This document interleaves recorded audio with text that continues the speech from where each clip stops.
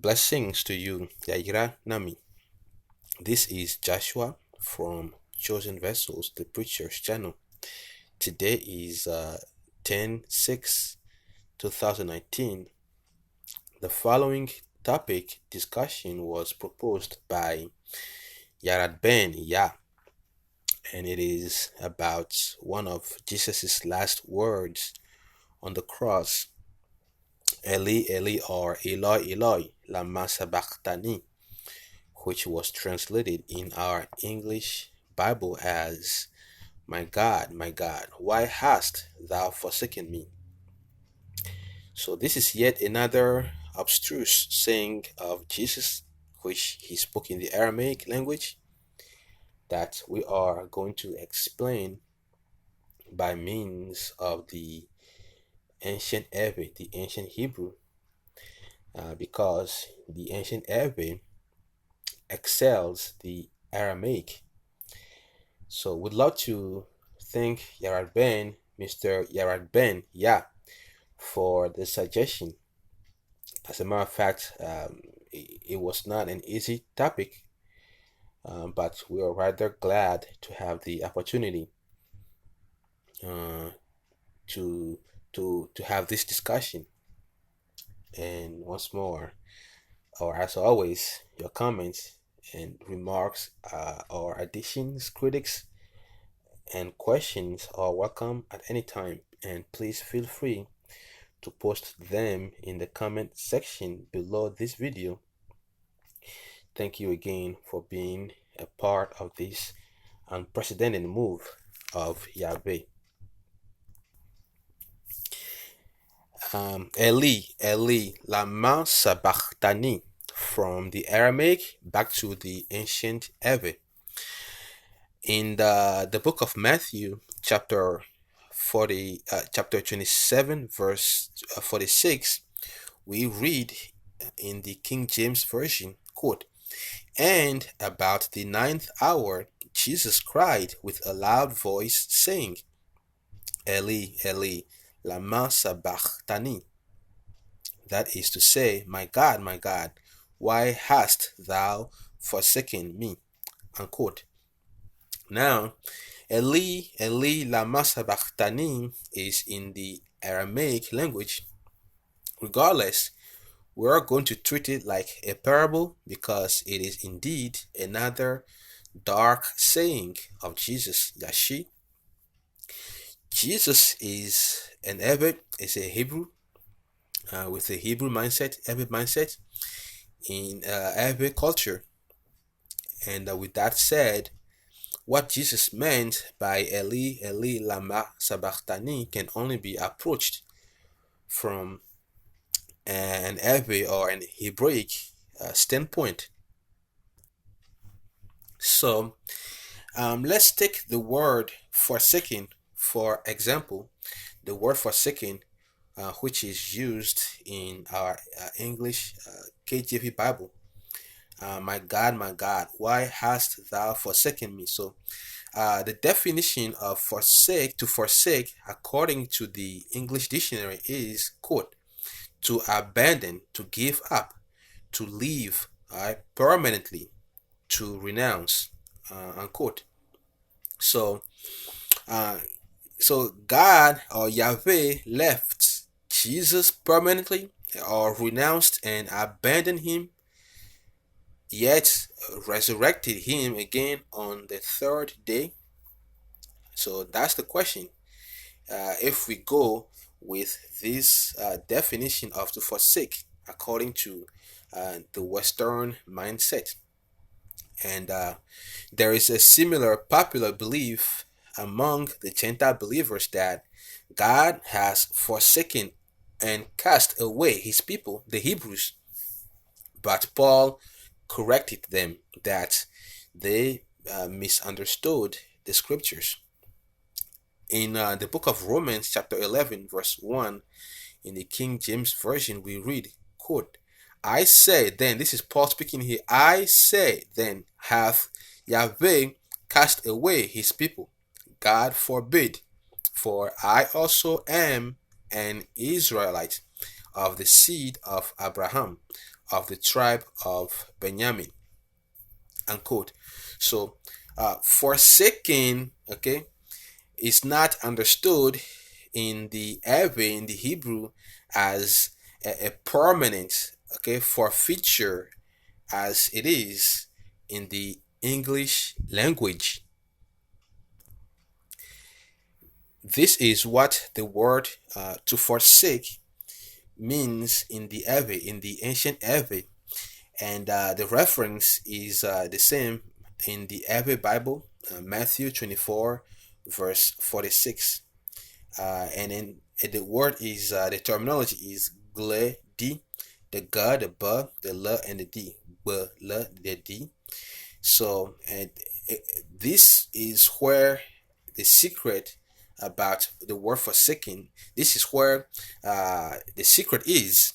So in the Ave, the b, okay, it means back, and the l, it means hold, and the da, it means to redeem. And details about this letter here, the b, is in Numbers 35 and 36 of our ancient Hebrew revived, the complete chart. And this letter la is in number 33, and the da is in number 40 of our ancient Hebrew revived, the complete chart of the Ave letters and symbols and their meanings. So in the Ave, in the Ave, in the ancient Ave culture, to forsake is glady, and it means what? Back, hold, redeem. So redemption held back, or to hold back redemption. In one example, we read in the book of Judges, chapter 6, verse 13 from the KJV again, quote, "And Gideon said unto him, O my Lord, if the Lord be with us, why then is all this befallen us? And where be all his miracles which our fathers told us of, saying, Did not the Lord bring us up from Egypt? But now the Lord hath what? Forsaken us," and it explains it, "and delivered us into the hands of the Midianites," unquote. So a second example is 2 Chronicles chapter 15 verse 5 from the KJV again. I read, quote, "Then came Shemaiah the prophet to Rehoboam and to the princes of Judah that were gathered together to Jerusalem because of Shishak, and said unto them, Thus saith the Lord, Ye have what? Forsaken me, and therefore have I also left you in the hand of Shishak." And in a third example, Isaiah 54 verse 7 from the KJV again, I read, quote, "For a small moment have I forsaken thee, but with great mercy will I gather thee," unquote. So according to the Hebrews, according to the ancient Hebrew culture, when Yahweh forsakes, meaning when he holds back redemption, it means when he holds back from delivering his people, it is because there is a cause. Howbeit it is temporary, it is never permanent. In the first example here, we see that the Lord did not deliver the Hebrew out of the hand of the Midianites, and they said what? The Lord had forsaken us, and it was temporary. It's not permanent as the English is defining it. And same thing we see here in Second Chronicles. It was the people have forsaken the Lord. They walked away from it. They forgot Him, and the Lord forgot them. The Lord temporarily uh, forgot them. He held back from saving them. So, and the promise to the Hebrews is what? The Lord has forsaken you, but again, it's not forever. It is for a short period of time, and it's not permanent, and there is a cause.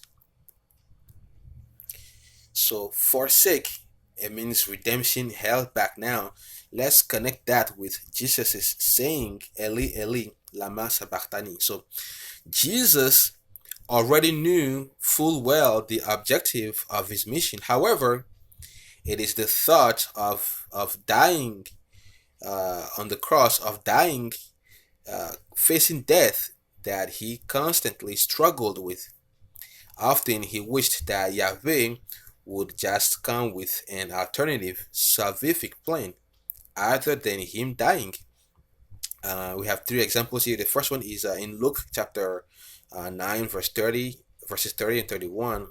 We read, quote, "And behold, there talked with him two men, which were Moses and Elias, who appeared in glory and spake." Okay, notice spake of his decease with which he should, again notice should accomplish at Jerusalem, unquote. So Moses and Elias appeared to Jesus.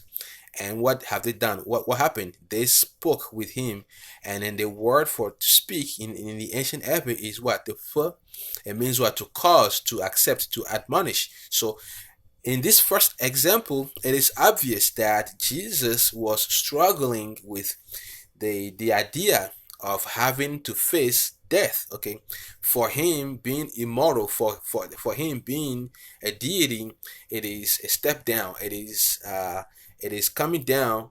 uh it is a change of status, okay, coming down.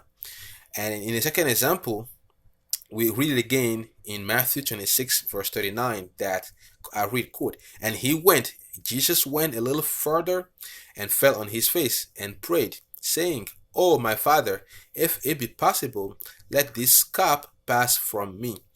Nevertheless, not as I will, but as thou wilt," unquote. So the cup here also, it is the clue. It means what? Fellowship. So here again, Jesus is struggling with the idea that he's having to experience, okay, to be a partaker of death, just as we are. Okay, he's partaking of our death, just as we are partaking of his life. It is a struggle. He struggled with it. And in the third example, in the same chapter of Matthew 26, we read again verse 41, quote, "Watch and pray," Jesus said, "that ye enter not into temptation. The spirit indeed is willing, but the flesh is weak." Okay, here again in this statement, we see again that he is struggling in physically, to fulfill his mission. And then he went away again the second time and prayed, saying, "Oh, my Father, if this cup may not pass away from me, except I drink it, that will be done." And then ultimately on the cross, he cried out, "Eli, Eli, Lama Sabachtani," which is literally in the Ave, as we previously stated it, my God, why aren't you keeping me from dying?" Okay, why aren't you keeping me from dying? He was still struggling with the thought of dying. So he wasn't saying that, my God, why hast thou permanently abandoned me? Okay, that's not what he was saying. Okay, he was rather saying, why aren't you keeping me from dying? Okay, why are you holding salvation back from me? The thought of dying is what he was struggling with. As a matter of fact, we read it in Hebrews chapter 5, verse 7 from the KJV. I read, quote, "Who in the days," again Jesus, "who in the days of his flesh," again, in his weakness, his humanity is showing, "when he had offered up prayers and supplications with strong crying and tears unto him that was able to what? To save him from death." Okay, so dying was the issue, and was heard in that he feared, unquote. So Jesus constantly struggled with the thought of dying. Many times he prayed that the Lord would prevent him from dying. And finally, Jesus yielded. Okay, and when Jesus had cried with a loud voice, he said, "Father, into thy hands I commend my spirit."